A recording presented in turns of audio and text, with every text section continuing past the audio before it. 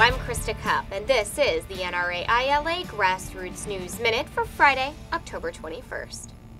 Last week, the House Judiciary Committee considered amendments to H.R. 822, the National Right to Carry Reciprocity Bill, and defeated all anti-gun amendments offered in an effort to weaken or gut the legislation.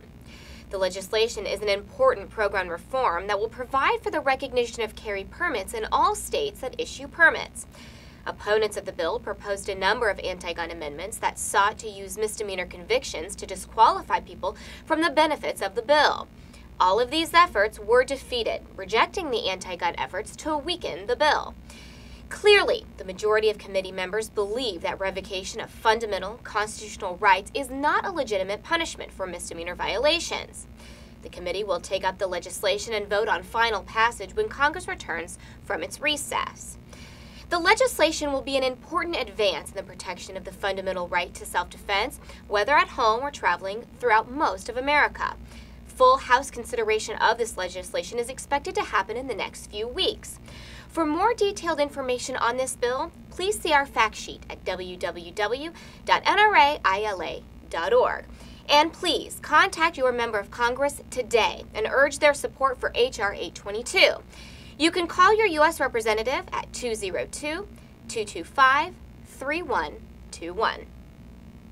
In other important legislative news, as we previously reported on September 9th, the U.S. House Veterans Affairs Committee passed an amendment by U.S. Representative Denny Rayburg as part of a larger piece of veterans legislation.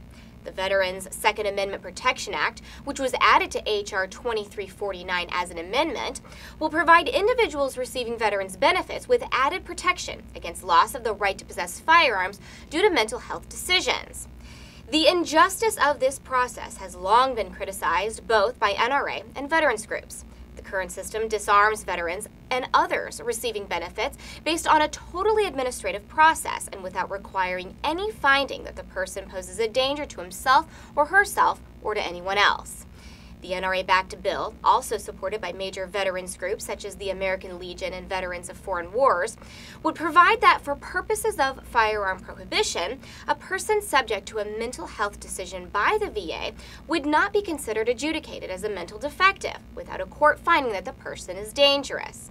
Last week, the House considered H.R. 2349, and we are very happy to report that it passed the measure by a voice vote. And also last week, U.S. Senators Richard Burr and Jim Webb, along with 10 other co-sponsors, introduced Senate Bill 1707, the U.S. Senate companion bill to H.R. 2349.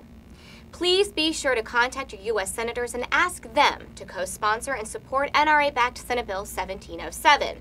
You can call your U.S. Senators at 202-224-3121. And be sure to visit www.nraila.org for important updates on these pieces of legislation as well as other important legislative alerts.